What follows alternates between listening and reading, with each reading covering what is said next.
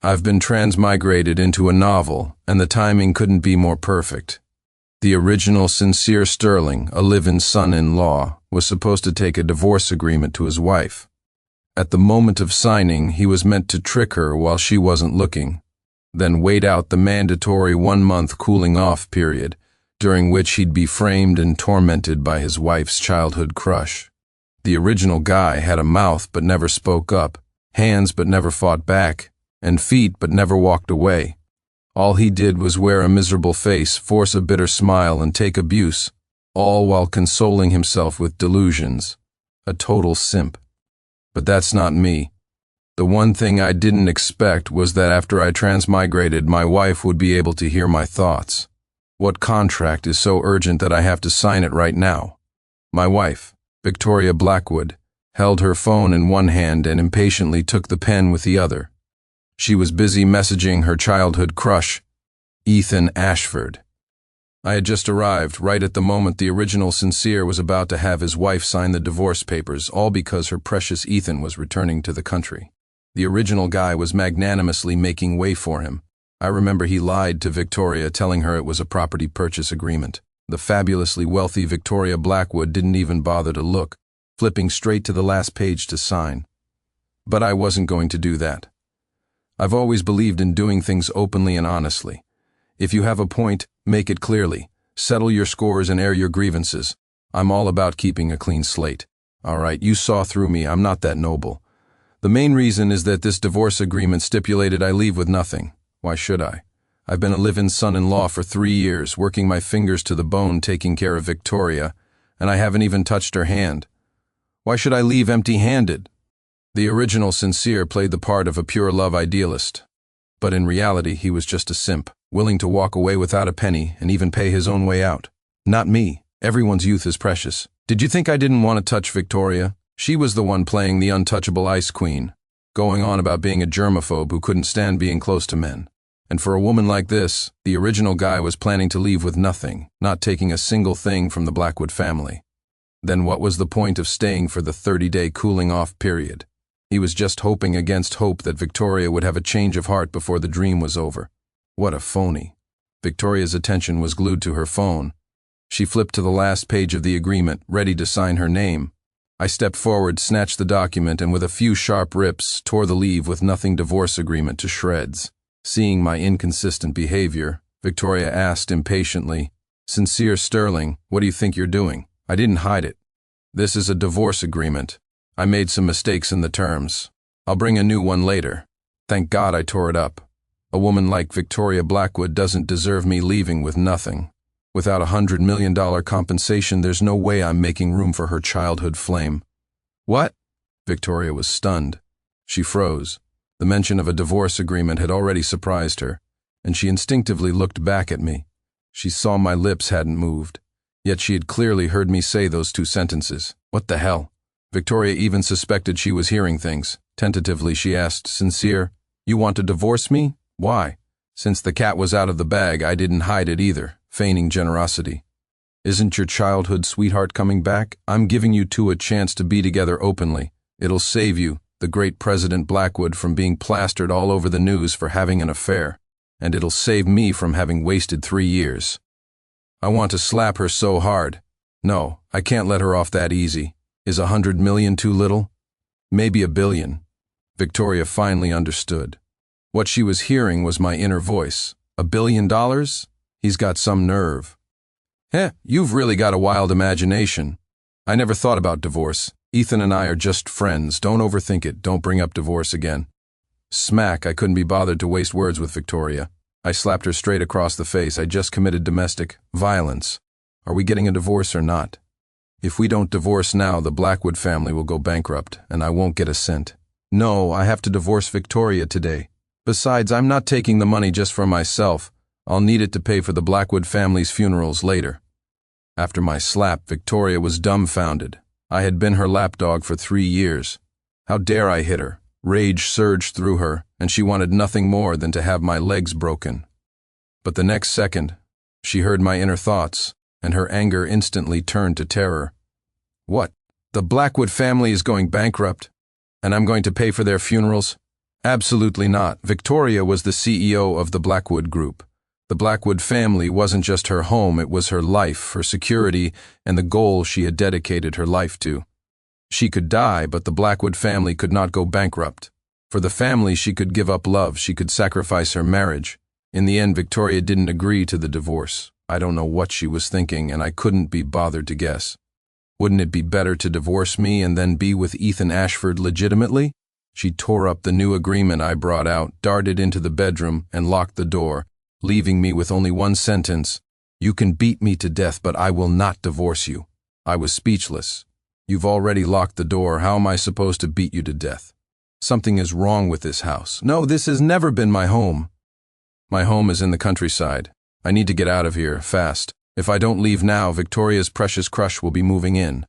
I'm not running away, I just find the thought of seeing that two-faced schemer disgusting. Hitting him would just dirty my hands. Back in my room, I packed my things overnight.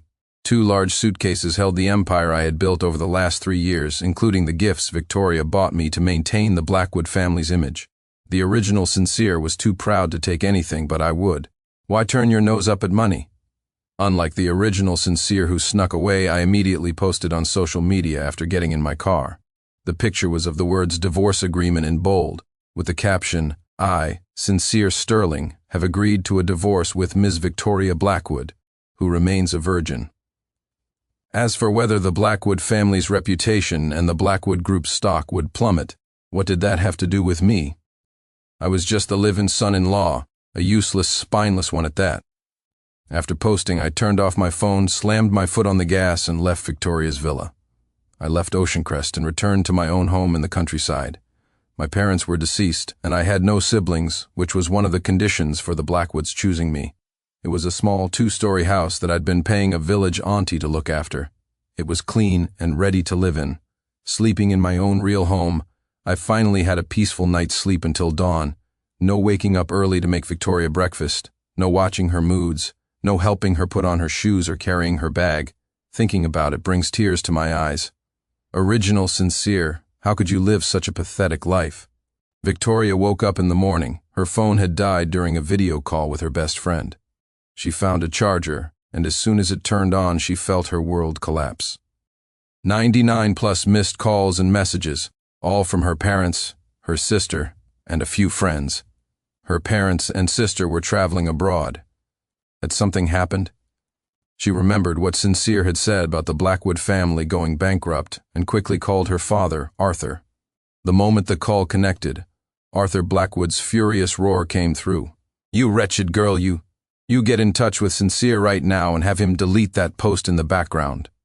She could hear her mother, Eleanor, sobbing. "Delete it? Why? Let everyone see what kind of person Victoria Blackwood is. I'm disowning her." Victoria was bewildered. She knew her mother adored Sincere, but not to the point of cutting ties with her. Sincere must have said something to them. She quickly hung up and opened Sincere's social media feed. One look and her mind went blank. Her phone slipped from her hand and fell to the floor.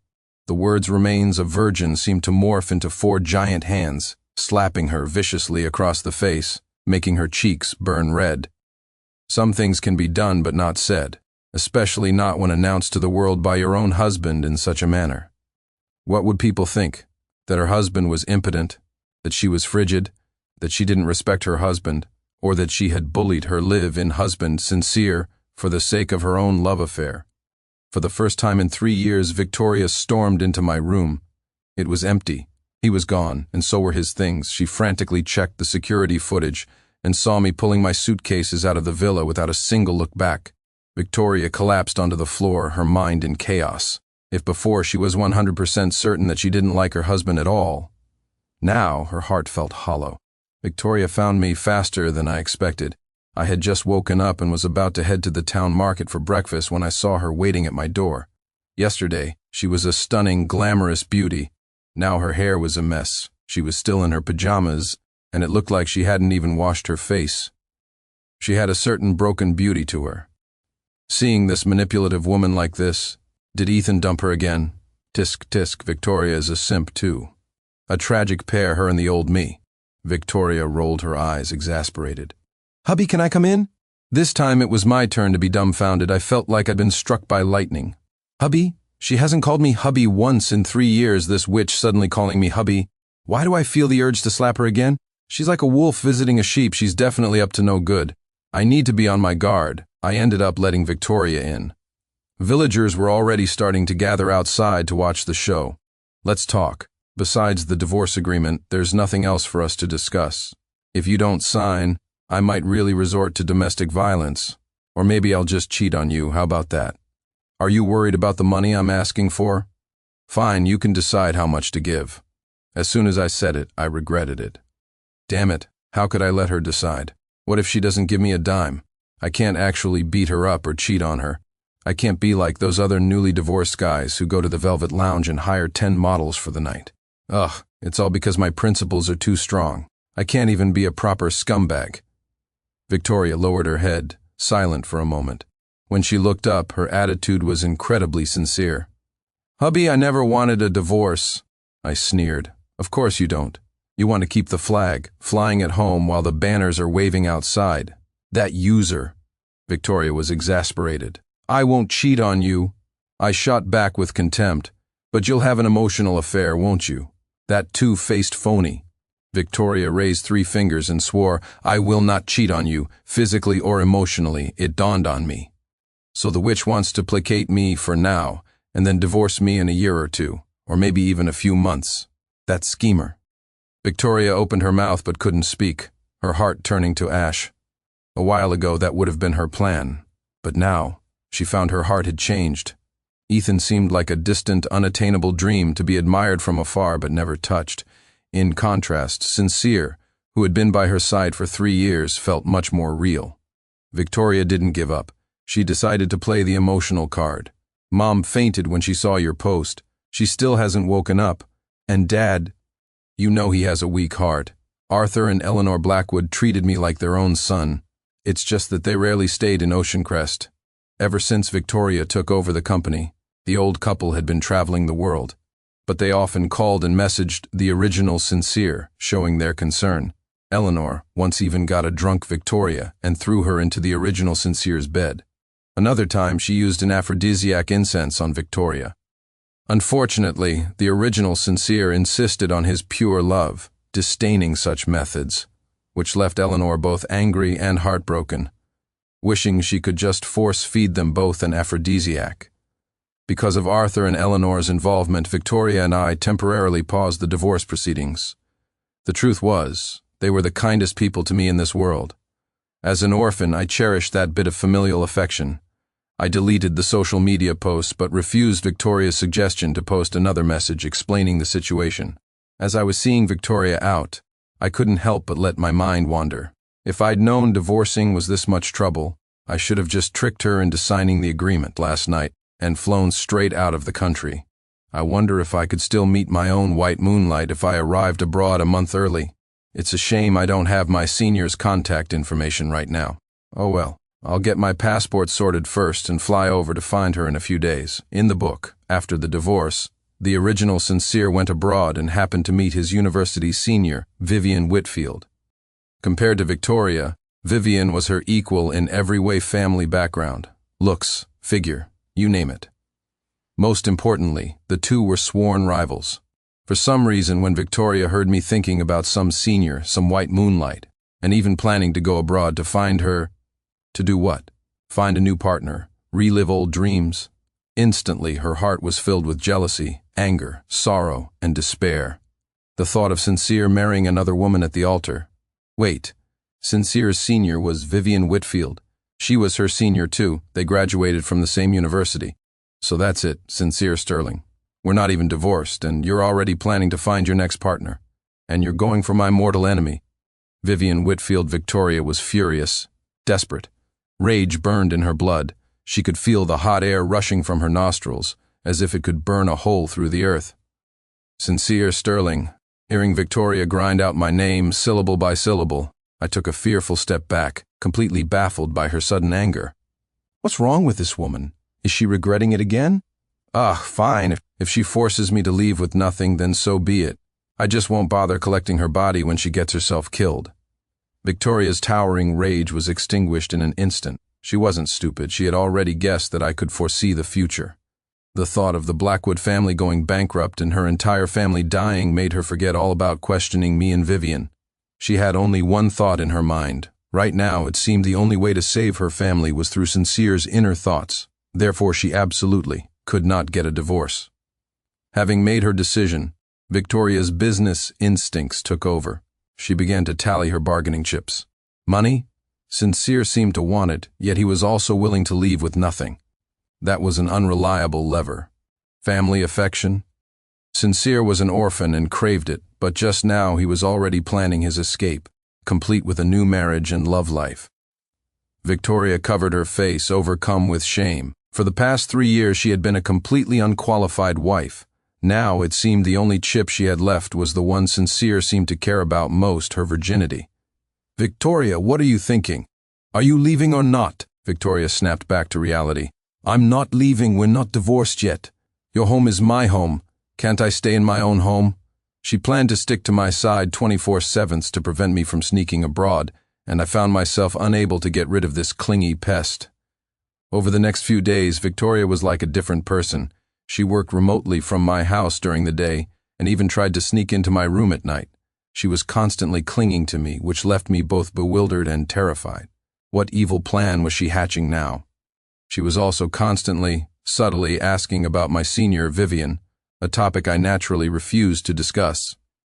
On top of that, she started discussing company business with me, which made me even more certain she was up to no good. When I married into the family 3 years ago, Victoria had laid down 3 rules. We would not talk about love, we would not talk about the company, and we would not talk about having children. "Victoria, what on earth are you up to?" One day, I finally couldn't stand her affectionate act anymore. Just now, she had insisted on sitting with me on the sofa to watch a movie and even tried to clean my ears. For crying out loud, aren't you a germaphobe?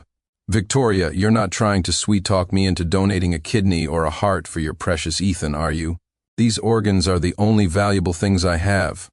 Looks like I have to escape tonight. Victoria sighed. For the past few days she had been trying her best to be a proper wife, doing laundry, cooking, keeping me company, and even preparing to sleep with me. But it was like casting pearls before swine. It seemed she had to resort to her ultimate weapon, calling Mom for help. "You're my husband. I will only ever be good to you, I swear." These past few days, Victoria had figured things out. Marriage and love could be put on the back burner. Avoiding the family's bankruptcy was the priority. Without marriage and love, she might not die. But without the protection of the Blackwood family, not only would she die, but her entire family would die horribly. With her wits about her, Victoria played her trump card. "Hubby, Mom, Dad, and my little sister are coming back from abroad today. Let's go to the family estate." At the mention of Arthur and Eleanor, I always softened. A kind person can never refuse those who are genuinely good to them. Fine, I'll meet them and make things clear. I couldn't just run off without a word like the original Sincere. But as soon as we met, smack, smack, Victoria was slapped by both her parents. She covered her face with both hands, looking aggrieved. Eleanor barked, "Get on your knees." Victoria didn't dare refuse. "I'll kneel, Mom. I know I was wrong. I'm willing. I'm truly willing to be a real husband and wife with him now. Mom, where's the stuff you prepared for me? I can use it today." A mother knows her daughter best. Seeing that Victoria didn't seem to be lying, Eleanor's anger subsided a little. "But you still deserve a beating for only realizing it now." Smack, Victoria cried out, "Mom, why did you hit me again?" Just then Juliet, my little sister-in-law, ran over and pulled Eleanor back. "Mom, you're going too far." Eleanor awkwardly shook her hand. "Who told your sister to step into the house with her left foot first?" Seeing Victoria's aggrieved expression, I couldn't help but laugh. Sure enough, only my mother-in-law can handle this woman. It's just a shame that my in-laws and sister-in-law are all going to be killed because of her. "What did you just say?" Eleanor staggered back 2 steps in shock. If Arthur hadn't caught her, she would have fallen. Juliet, who usually despised me, her live-in brother-in-law, was now livid. "Sincere Sterling, how dare you smack!" Victoria slapped her sister, cutting her off. She frantically shot a look at her parents and sister, pulling them into a ground-floor bedroom. Then she turned back and ordered the butler. Mr. Forbes, keep an eye on my husband. Get him a bottle of Coke." Mr. Forbes, who had been practically invisible until now, instantly materialized in the kitchen and brought me a Coke. I was surprised Victoria even knew the original Sincere's favorite drink was Coke, but I felt no gratitude. Instead, I was trying to figure out what was going on with the Blackwood family's strange behavior. I sat in the living room, waiting for them to come out. Half an hour passed with no movement, only the faint sound of a few slaps and the pained cries of Victoria and Juliet. A while later, Arthur and Eleanor emerged, looking heavy-hearted. Victoria and Juliet followed behind, their heads bowed. Then, Eleanor burst into tears and hugged me. I was at a loss, wanting to comfort her but not knowing how. "Mom, please don't cry. Victoria and I aren't planning to divorce for now. We'll live a good life. I'll just placate them for now. In a couple of days I'll find a chance to slip away to another country. After the Blackwood family goes bankrupt and they're all killed, I'll sneak back to collect their bodies. No, I have to take my in-laws with me. If I leave my mother-in-law behind, she'll not only be violated, but her reputation will be destroyed, and she'll die a miserable death. My father-in-law will have a quicker end. His heart will give out when the family goes bankrupt. But the worst fate is reserved for Juliet. Well, she used to curse at me and resent me all the time. I'll just buy her the cheapest urn when the time comes." As I comforted Eleanor, my mind raced with these plans, completely missing the varied expressions the Blackwood family was giving me. Arthur looked gratified. Eleanor was filled with a mix of heartache for Victoria and remorse. Juliet's expression was unreadable, her fists clenched and teeth gritted. She still didn't believe her sister's claim that Sincere's inner thoughts were prophecies. It wasn't scientific. She was going to find a flaw in his story. "Sincere, Mom supports your divorce from Victoria." Eleanor suddenly sat up straight, her face serious. "I'll call the bank in a moment and transfer $1 billion to you. Mom hopes you'll take this money, go abroad, and never come back." I stood up in astonishment. "Mom, what are you—" Arthur came over and patted my shoulder. "Your mother and I truly see you as a son. Since your fate with Victoria has run its course, it's better to part on good terms. In the future, when we go abroad to visit, you'd better treat us well." My mind went blank. This wasn't how I imagined things would go. Weren't they supposed to persuade me not to get a divorce? Why were they not only agreeing but also giving me $1 billion? I looked at Victoria and saw her face was streaked with tears, her eyes filled with remorse. "Hubby, my parents are right. I'm the one who wronged you. I haven't been a good wife to you. I agreed to the divorce." Juliet, always hot-tempered, chimed in. "Sincere Sterling, hurry up and sign the papers, take the money, and get lost. I'll even add another $23.5 million. Take my parents with you when you go abroad. You guys are the real family. Go settle down overseas." What on earth was wrong with this family? Still, that brat Juliet's idea aligned perfectly with mine, but I wouldn't take her money. The cheapest urn. I'll order it for her tomorrow. She'll be able to use it within 2 months. Sincere Sterling Juliet stomped her foot in anger. It was 20 years' worth of allowance she had saved up, but she didn't say it out loud. Her phone rang. She answered, exchanged a few words, and hung up. Then she looked at her parents and Victoria. "I'm not getting involved in your business anymore. Do whatever you want. I don't believe any of it anyway. It's Serafina Sinclair's birthday today. I have to go." With that, she grabbed her bag to leave, shooting me a fierce glare before she went. I was speechless, about to tell her to stay, but this girl loved to do the opposite of whatever I said.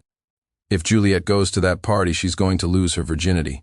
She'll be part of an orgy, get photographed, and be blackmailed later, becoming one of the gravediggers for the Blackwood Group's downfall. Tisk, how can I stop her?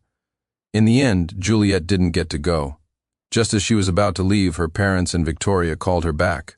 Eleanor even produced the Blackwood family's instrument of discipline, a black leather whip. "Juliet, what's going on?" She didn't go. "Does this mean the Blackwood family can avoid bankruptcy? Should I stay and help them?" But the crucial point is that this stupid woman, Victoria, is the main reason for the company's collapse. Victoria once again felt a wave of despair. She hadn't done anything, yet why was the company going to fail because of her? But according to her husband's thoughts, destiny could be changed. With that thought, her spirits lifted. As expected of a Victoria Blackwood, she could go bankrupt. She could be blinded by love. She could be schemed against. But all versions of Victoria Blackwood across the multiverse had one thing in common. They were beautiful, aloof, and genuinely capable.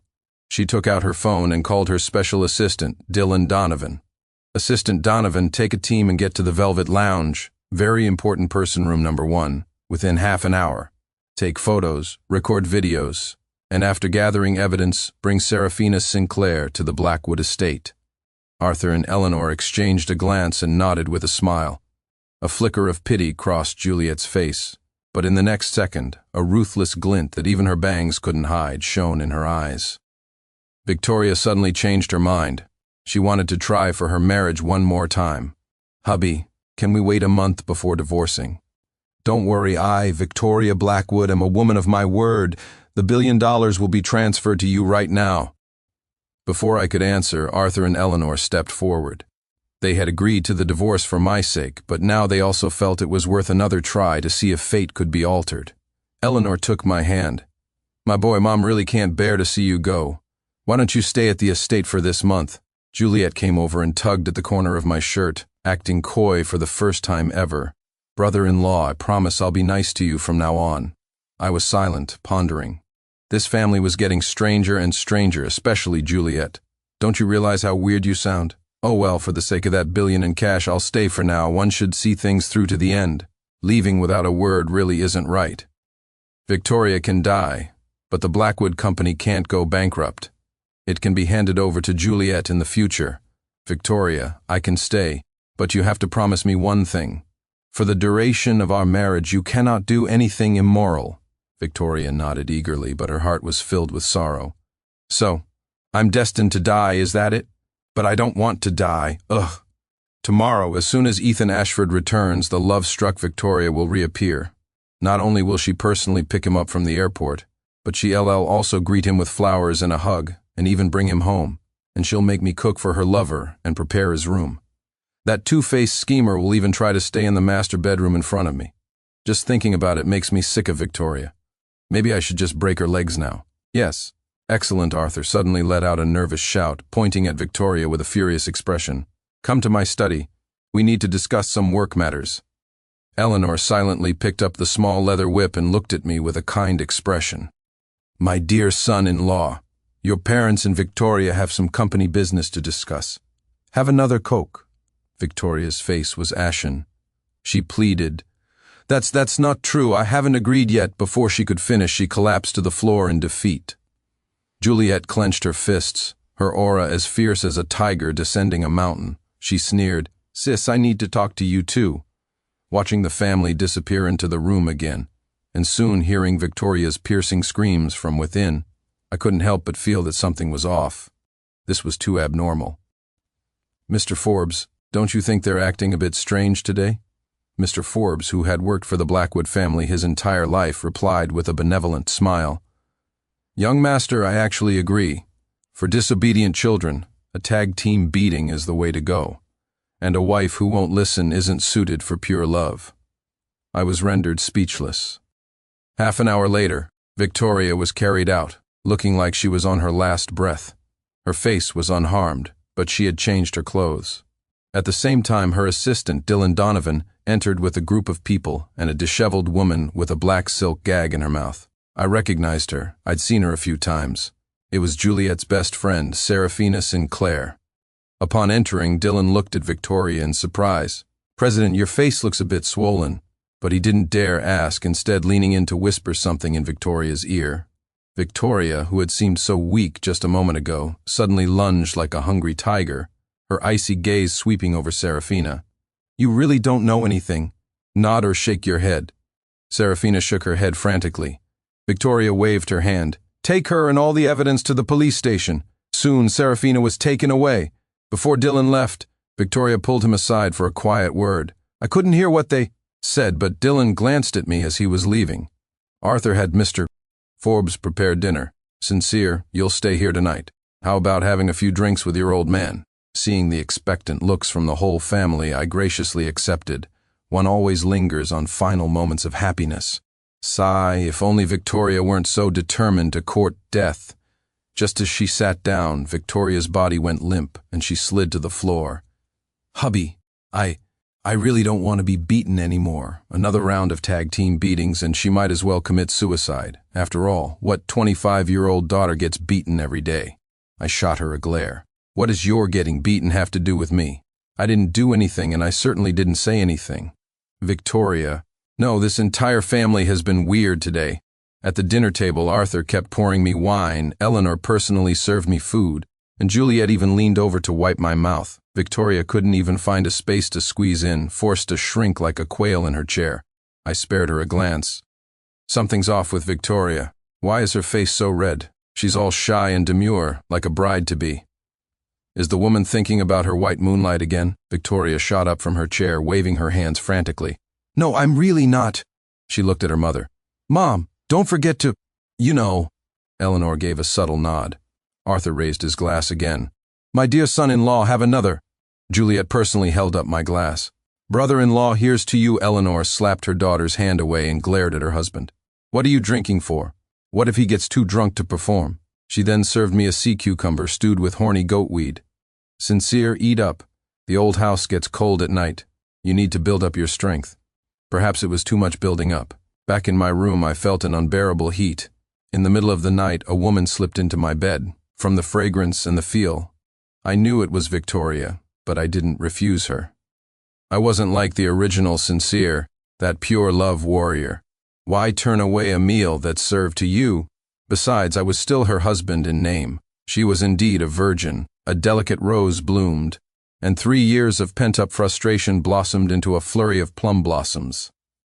The next evening, the Blackwoods had guests. It was their old family friends, another prominent family in Ocean Crest, Ethan Ashford and his father Lawrence.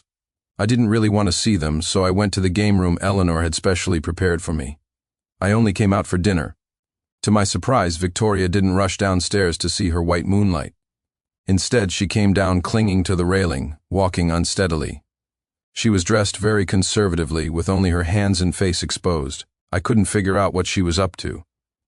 From the side, I heard Arthur's concerned voice. How much of that stuff did you use yesterday? He didn't stop all night? Eleanor shot him a look. I didn't use any. I grabbed the wrong bottle. Arthur was shocked. Then Eleanor smiled with satisfaction. They've figured it out. Then she sighed. It's just too late. The moment Ethan saw Victoria coming downstairs, he rushed to her. Vicky, I called you. Why didn't you answer? Are you sick? You look like you just woke up. Victoria gave an awkward smile and subtly refused Ethan's attempt to help her. I was a bit under the weather. Slept all day. Then, while greeting the Ashfords, she walked over and sat down next to me. At the dinner table, Arthur, as the head of the house, said, Lawrence, let's have a drink today. It's been too long. Lawrence Ashford smiled and nodded, teasing, It's rare to see a henpecked husband like you act so tough. I didn't drink, and neither did Ethan. After a few courses, Ethan produced a gift box. Inside was a diamond necklace shimmering with a brilliant blue light. Vicky, I didn't know what to get you upon my return until I saw this piece at an auction, Deep Sea Love, the final work of Master Pavani. It symbolizes our feelings. No, not friendship. A love as deep as the ocean. They say women are like western dragons, fond of shiny diamonds. I estimated that necklace had to be worth at least 200 or 300 million. Ethan must really love Victoria. He stayed chaste for her all those years abroad. This isn't a gift, it's a betrothal present, isn't it? Let's see if the woman is moved. Victoria did feel a flicker of emotion, but not much. After all, last night's ordeal was far more memorable. She couldn't muster any special feelings for other men right now. She was too satisfied. Still, as a woman, she felt a little pride hearing that Ethan's love for her was unwavering, but she really couldn't accept the gift. She would literally be beaten to death. Eleanor, afraid her daughter was about to court death again, quickly intervened. Ethan, this gift is too valuable. Victoria can't possibly accept it. Arthur chimed in. The friendship between you young ones shouldn't involve such extravagance. Otherwise, your father and I would have to exchange gifts worth billions, ha. To everyone's surprise, Lawrence Ashford nodded in agreement and produced a document. Arthur, this is the port project in Rio de Janeiro, Brazil. Interested? Arthur dropped his joking demeanor. He glanced at me first, and I understood instantly. He was worried about my feelings, but I couldn't refuse on his behalf. I was just the live-in son-in-law, with no shares in the Blackwood Group, and had no right to speak on business collaborations. The Ashfords are really going all out. It's a shame about Ethan's necklace, though. He doesn't actually want to give it to that woman. Victoria, who had just been feeling proud of Ethan's love, immediately held her breath upon hearing it wasn't sincere. focusing on what I would think next. This time, even Arthur, Eleanor, and the usually quiet Juliet stopped what they were doing, because the person he really wants to give it to is my mother-in-law. Tisk, tisk. If Victoria knew Ethan's real white moonlight was her own mother, would she die of anger? Victoria's eyes instantly turned red, her fists clenching so hard they cracked. Eleanor's chopsticks fell onto the table, and she covered her mouth in disgust. Arthur nearly crushed his wineglass. I, on the other hand, was busy eating the food in my bowl. Juliet was just too diligent, never letting my bowl stay empty. Sigh, this whole family is blind. Ethan glances at Victoria 10 times, but he sneaks 20 glances at my mother-in-law. Ethan lost his own mother at a young age. He has an Oedipus complex. How could Victoria not have noticed after all these years? She deserves to be schemed against later. Eleanor couldn't take it anymore. Without a word, she went back to her room. She finally understood why I had said her reputation would be destroyed. Without the protection of the Blackwood Group, she would surely not be able to escape Ethan's advances. Victoria and Juliet likewise left without a word, leaving the situation incredibly awkward. Arthur put down his glass, his head bowed to hide the hatred in his eyes. He was a man who had weathered many storms. He had always thought of Ethan as a boy he watched grow up. All he could say was that you can know a person's face but not their heart. In the past, he had seen Ethan's affection for Eleanor as a child missing a mother's love. Now it seemed Ethan wanted more than just motherly love. Lawrence, I'm not feeling well either. Let my son-in-law have a drink with you. Watching my father-in-law leave without a backward glance, the atmosphere could no longer be described as just awkward. Ethan put away the necklace and turned to leave. Lawrence hesitated for a moment, sighed, and followed him out. Neither of them looked at me the entire time. I had inherited the original Sincere's spineless reputation. I deserved to be ignored. An hour later, Victoria, battered and bruised, was helped out by Eleanor and Juliet. It seemed they had really beaten her this time. Her clothes were torn to shreds. I couldn't help but think, that woman's life is miserable, beaten by her parents on the outside and by me on the inside. But she deserves it. Arthur had me sit down and casually asked about the collaboration Lawrence had proposed. Sincere, what do you think of this partnership? I thought Arthur was testing me, so I told the truth. The project is excellent, with very promising profits and prospects. But you've overlooked one thing. That country just had an election. The new leader has been vocal about his fondness for our country's soccer team. Dad, do you think someone like that is reliable? A new broom sweeps clean. His third act in office will be to target this very project. The project won't be cancelled, but its timeline will be indefinitely extended, tying up a large amount of the Blackwood Group's liquid capital. Subsequently, the Ashfords will conspire with the Chengs, the Liangs, the Zhus, and some foreign consortium. But that's not even the deadliest part. I took a sip of tea and stopped thinking about it. I couldn't control these things. I couldn't help the Blackwood family avoid bankruptcy. Anyway, the $1 billion had already been transferred to my account yesterday, under the guise of a voluntary gift. Arthur, befitting his former status as a business titan, quickly found a way to break the deadlock. We need to find allies. Sincere, who do you think our Blackwood Group should partner with? I was stunned. Was this a question I needed to consider? Dad, you'd be better off asking Victoria. What do I know about business matters? Among the great families besides the Blackwoods, I only know that the Whitfield Group is reliable. How should I put this? Vivian Whitfield is my white moonlight. Should I advise my in-laws to use me to form a marriage alliance with the Whitfields? Dad, Victoria suddenly shouted, startling everyone. Arthur guiltily rubbed his nose and subconsciously said, I wouldn't. How could I do something like that? I was curious. Dad, what are you talking about? Eleanor glared at Arthur. Your father's lost his mind, don't mind him. Sincere, don't pay any mind to the Ashfords' provocations just now. With Mom and Dad around, Victoria won't dare to act recklessly. I nodded while my mind raced. Victoria seems to have changed. I guess it's because we're at the family estate, so she's reined in her feelings. Tomorrow, Ethan will go to her office, and that woman will appoint him to the important position of project department head. Isn't that just aiding the enemy? If you don't go bankrupt, who will? It's over.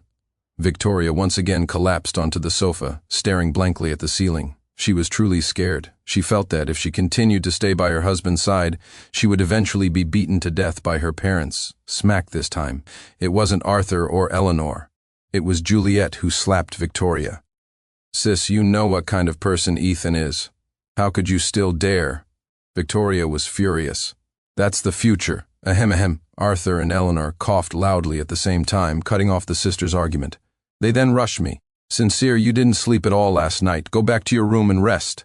I felt this family was getting stranger and stranger, with a sense of unreality. Oh well, I'm only here for a month.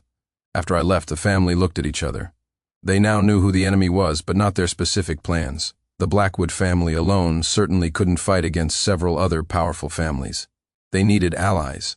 The first consideration was a marriage alliance, but Victoria certainly couldn't get a divorce now. Juliet stepped forward.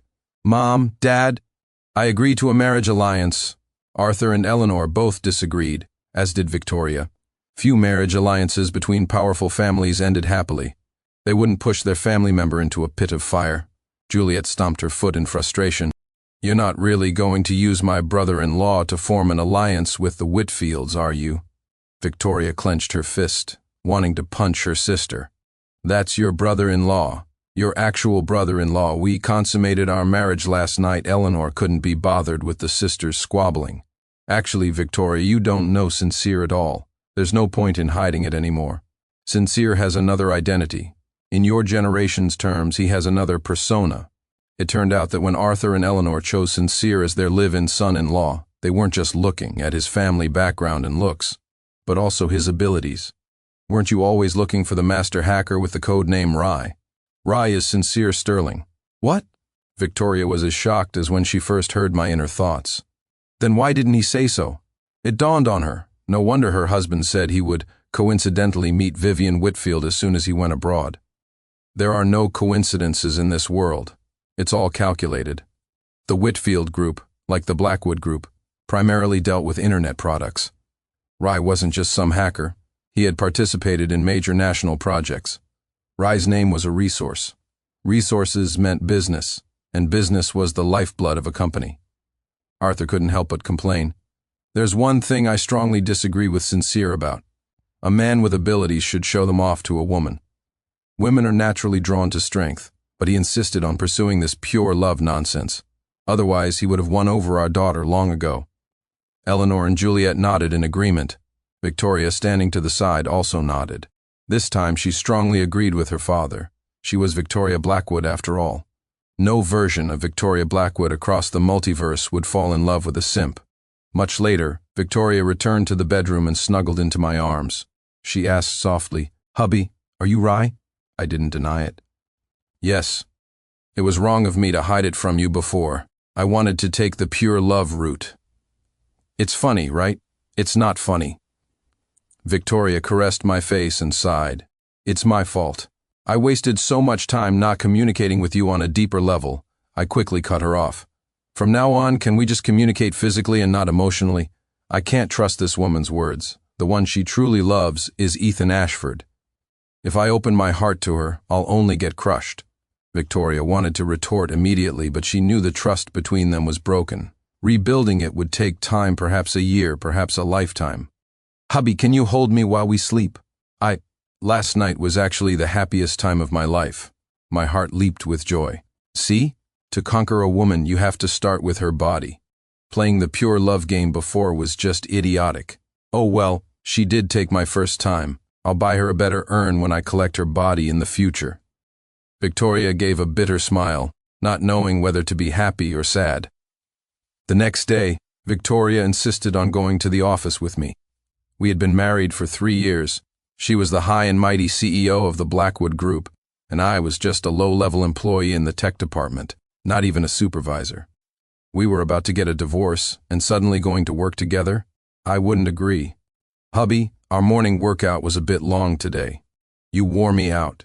You're not the type of person to pull up your pants and deny responsibility, are you?" I wanted to say yes, but seeing her tearful expression, my heart softened. The moment we entered the company, Victoria linked her arm with mine, acting like a dependent little bird. All the way from the front desk to the president's office, within 5 minutes, The news that Victoria and I had been married for 3 years spread throughout the entire company. 20 minutes later, Ethan, having heard the news, rushed over. The moment he entered the office, he demanded, "Vicky, didn't you say you would divorce Sincere Sterling when I came back? Now you're making your relationship public. What about the 3 years I waited for you? Whoa, I'm still here. Is he completely ignoring my existence?" I sneered. "What about it? You're a toad lusting after a swan. Don't they say a toad can never get the swan?" Victoria couldn't help but burst out laughing. Ethan was so angry he nearly had a seizure. "Victoria, you've fallen in love with him?" "He's just a low-born nobody." Victoria confidently walked to my side and hugged me. "I love my husband. I only love my husband. I didn't understand love before, didn't know how to love, and was deceived by your sweet talk." Then her tone shifted, becoming cold and severe. "Ethan Ashford, did you steal my mother's underwear that went missing years ago?" Ethan's face changed drastically. His eyes darted around nervously, and he even took a step back out of guilt, forcing an awkward smile. "Vicky, that's not a funny joke." Victoria raised an eyebrow and gestured to me with her eyes. I immediately understood, stepped forward, and slapped Ethan across the face, followed by a kick. "You ungrateful wolf, how dare you covet my mother-in-law? You want to have both mother and daughter. Dream on." Because of his guilt, Ethan didn't even dare to fight back. I gave him a thorough beating before letting him leave. I wonder how Victoria found out about that. No wonder she's suddenly being so nice to me. She finally saw her white moonlight's true colors. It's just a shame it's too late. I don't think I like her as much as I used to. But I do like her body more. After all, she's my woman now. I can't just watch something happen to her. Oh well, I'll help her one more time. Victoria was both happy and sad. "Hubby, can we not get a divorce? If we divorce, my mom definitely won't let me marry another man. She'll think he's not interested in me but in her. How about this? You can have girlfriends on the side, but you can't let me know." I was speechless. I couldn't respond to that. Someone as proud as Victoria, how could she say something like that? She must be bluffing me. If only Victoria had been like this 3 years ago. I would have gladly been with her for a lifetime. In the following period, the business world of Oceancrest was in turmoil. Since the day Ethan and Victoria had their falling out, the two companies began to clash. According to the original plan of Ethan's group, he would have joined the Blackwood Group's project department as a supervisor, leaking large amounts of company secrets. Once the Brazilian project tied up the Blackwood Group's capital, the Ashfords would have united with several other prominent families to squeeze the Blackwoods' survival space. At that point, the Blackwoods would have needed a large injection of funds. With banks tightening their lending, they would have had no choice but to mortgage or exchange a portion of their shares. The Ashfords could then legitimately acquire these shares, gradually devouring the company until they could take it over completely. The Blackwood family would be driven out. Arthur would die from illness, and Eleanor, Victoria, and Juliet would all meet tragic ends. Naturally, the Blackwood family would not accept this outcome. Through my inner thoughts over these days, Arthur and Victoria had already begun their counterattack. Of course, I wasn't idle either. I had my own connections. The fame of Rye hadn't faded during my 3 years as a live-in son-in-law. In fact, it had grown. This was thanks to the original Sincere, and also to Victoria. With no wife to eat with, play with, or chat with after work, all his time was spent on programming. I used my connections, mainly borrowing my professor's influence, to bring in some partners for the Blackwood Group, all state-owned enterprises. This gave Victoria a much-needed breather amidst her busy schedule, but it wasn't enough. The Blackwoods needed cash, tens of billions in cash. The banks were non-committal, and the Blackwood Group was in a precarious position under the attack of the other families. Just as I was about to contact my professor again, an unbelievable person showed up at our door. "Senior, what are you doing here?" The visitor was none other than my senior, Vivian Whitfield. Victoria emerged from behind me. "Hubby, I said I had a surprise for you. How is it? Are you happy?" I forced a smile, more like terrified. During this time, my relationship with Victoria had progressed slowly, but it didn't stop us from sleeping in each other's arms every night. But suddenly, seeing my white moonlight, my heart was in turmoil. What was Victoria up to? Was she bringing Vivian here to test me? To lure me into cheating so she could take back my $1 billion? Victoria maintained her smile, but she was closely observing Vivian. Seeing no reaction, her smile widened. Sure enough, only the Blackwood family can hear my husband's inner thoughts. Sincere, long time no see. I came this time at Victoria's invitation to discuss a partnership, and also to see you. Victoria nodded from the side. My senior came all this way for you. You should hurry to the kitchen and make us something delicious. I knew the two women were about to discuss business. Being sent away by Victoria suited me just fine. By the time I had lunch ready, they had finished their discussion. The meal was a pleasant one for all. After seeing Vivian off, I asked, "How did you convince your senior to partner with you?" Victoria gave a mysterious smile. I cast a straight hook, and she was a willing fish. I scratched my eyebrow. She was being cryptic. She doesn't want to tell me. Fine. Victoria is getting nicer and nicer to me, but I still want to pound her, both inside and out. Victoria was inwardly shocked. With the help of the Whitfield Group, within a month, the Blackwood Group not only recovered but also successfully won the battle among Ocean Crest's prominent families. The Ashford Group was on the verge of bankruptcy. One day Ethan, wearing an ill-fitting suit, came to the Blackwood estate. He looked haggard. On closer inspection, it wasn't that the suit didn't fit, but that he had lost a lot of weight. The moment he entered, he knelt on the floor and begged, "Uncle Arthur, Vicky, please let my family go. From now on, our family will follow the Blackwood's lead as your servants." Arthur and Victoria naturally wouldn't agree. Eleanor's eyes were already red with hatred. She had wished for the Ashfords to be wiped from the face of the earth. She had even willed her assets to be donated upon her death, which showed how much she hated Ethan. I also found it disgusting. The neighborhood boy she watched grow up dated her daughter just to get close to her, to make it easier to steal her underwear. Although the destruction of her reputation didn't happen, Ethan's intentions were punishable by death. Among the Blackwoods, Arthur was the one who hated the Ashfords the most. They had coveted his wife and daughter, schemed against his younger daughter, and ultimately caused the Blackwood family to go bankrupt and meet a tragic end. How could he let them go? "Ethan, the reason I let you in today is this. Hand over your family's offshore trust fund, and I can let your father go."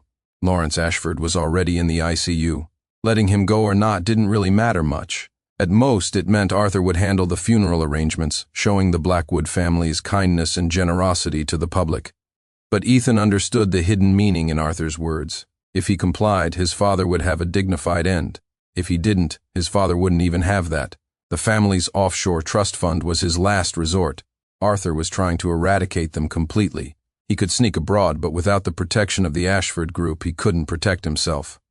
"Uncle, I don't want to go to jail." Arthur nodded. "You won't." After Ethan left, Victoria and Juliet were furious. "Dad, how could you let Ethan go just for that money?" Arthur was composed. "I only said I wouldn't let him go to jail and that I wouldn't lay a hand on him." He looked up at me. "But that doesn't mean my son-in-law will let him go." I understood. My father-in-law wanted me to take revenge personally. Financial crimes wouldn't land him in jail for long, but Ethan had returned to the country intending to cuckold me. The hatred of having one's wife stolen, and the insult to my most respected mother-in-law. As a man, if I swallowed this, I would never be at peace with myself for the rest of my life. Only a spineless loser like the original Sincere would run from everything. Victoria's performance today was good.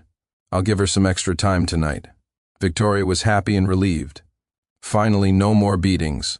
Mom's whip is excruciatingly painful, but hubby's whip is wonderfully satisfying. Just then, Eleanor came out of her room holding her nose. "Mr. Forbes, have the maids air out the rooms." Mr. Forbes, clearly used to his mistress's whimsical commands, instantly appeared and arranged the work. Suddenly, I remembered something. Right, Victoria has a junior from university at her company. According to the original plot, after the Blackwood family went bankrupt, this junior stayed by her side and even gave his life for her. I wonder... Ah, Victoria suddenly screamed, interrupting my thoughts. She then kissed me forcefully. After a long time, she finally let me go, my lips swollen from her suction. She pleaded, "Hubby, I will only love you for the rest of my life. If I ever cheat on you, you can let Mom and Dad beat me to death." I was completely bewildered by her series of bizarre actions. Given her track record, I can't trust Victoria's words. Victoria slumped to the floor, despairing, her mind reeling. What junior? I don't even know there's such a person in the company. Arthur and Eleanor exchanged a glance. Then, Arthur took a ring off his finger and handed it to me. Sincere, this is a group of people secretly maintained by the Blackwood Group. You can think of them as our personal enforcers. I'm handing them over to you now. In the future, you can deal with my daughter and that man as you see fit before she even has a chance to cheat. I knew of this group's existence. In the original plot, they were wiped out by the Ashfords and their allies. Now Arthur was willing to hand them over to me. Victoria quickly took the ring for me and put it on my finger herself, sighing in relief. "Hubby, now you can rest assured, right?" Eleanor comforted me. "Mom and Dad can help you keep an eye on your wife, but as a man, you have to be assertive. Don't go back to that pure love nonsense." Juliet encouraged me from the side, brother-in-law, "Make my sister give you lots of children, at least a whole soccer team. Then we'll see if she has the time or energy to cheat." I was speechless. Victoria was speechless too. But Arthur and Eleanor said in unison, "An excellent idea." Epilogue. Just as I suspected, all coincidences in the world are man-made. Vivian Whitfield had actually been paying attention to Sincere Sterling for a long time. In university, she was interested in this junior who was so focused on his studies. It was a pity he married into the Blackwood family after graduation. She thought they would never cross paths again, until one day, her junior's wife showed up at her door. "Vivian Whitfield, I know you are my husband's white moonlight, and he is the Prince Charming in your heart. Our Blackwood family is facing a crisis, and I hope to get the Whitfield Group's help. After this is over, we can compete fairly." Victoria chose to be honest, telling Vivian everything that had happened, including her relationship with Ethan, the trouble the Blackwoods were in, and Sincere's desire to leave. The only thing she didn't mention was that her family could hear Sincere's inner thoughts. Vivian sneered, "It seems to me that if your Blackwood family goes bankrupt and Sincere becomes single again, it would be more beneficial for me, wouldn't it?" Victoria said with certainty. "The white moonlight in my husband's heart is kind and gentle. She would never watch from the sidelines or aid the villains." "Vivian Whitfield, would you do that?" Vivian sighed. If Victoria hadn't come to her today, she could have remained a bystander. But now that Victoria had come to her for help, if Sincere found out she did nothing, it might affect their relationship. "You're that confident I care about Sincere?" Victoria nodded. "Based on the fact that you, a great CEO, were willing to marry a divorced Sincere in the original timeline," but she couldn't say that out loud. "Vivian, you only have one chance." In the end, Vivian agreed, because Sincere was a righteous person. In the Blackwood family's most difficult time, he had converted his billion-dollar divorce settlement back into a 5% stake in the Blackwood Group, revealed his identity as Rye to support them, and even used his professor's connections to bring them clients. This showed that Sincere didn't want the Blackwood family to go bankrupt. As Sincere's white moonlight, Vivian couldn't bear to ruin her image in his heart. Within a month, the partnership between the Whitfield and Blackwood groups was successful, defeating all their rivals. But Vivian discovered she had been deceived. "Victoria, is this what you call a fair chance to compete?" Vivian was furious, waving a piece of paper in her hand. Victoria was pregnant. It turned out that while she was busy with work, she was also frantically harvesting mushrooms, and she had succeeded. Victoria gave an awkward smile. "You can't blame me for this. You have to blame my mother. She's the one who said I can only marry Sincere in this lifetime. Otherwise, she'll think other men are after her." Vivian's face was frosty. "You have to give me an explanation."